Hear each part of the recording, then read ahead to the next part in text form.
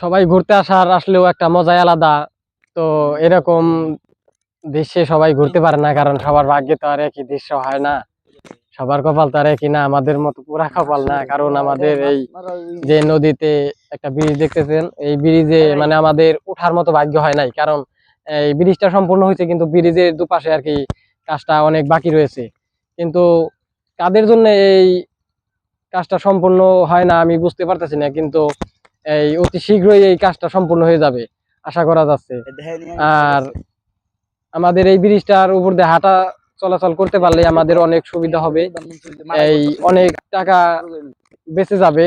আমাদের এখান থেকে দেখা গেছে যে মানিকগঞ্জ শহরে যাইতে 40 টাকা গাড়ি ভাড়া লাগে, তারপরেও মনে করেন যে এই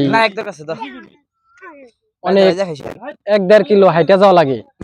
আর যখনই এই ব্রিজের কাজ সম্পূর্ণ হবে তখনই মনে করেন যে আমাদের 1-1.5 কিলো কি এই 10 সেকেন্ডও হাঁটতে হইব না, কারণ বাড়ির নিচে থেকে গাড়ি পাওয়া যায়।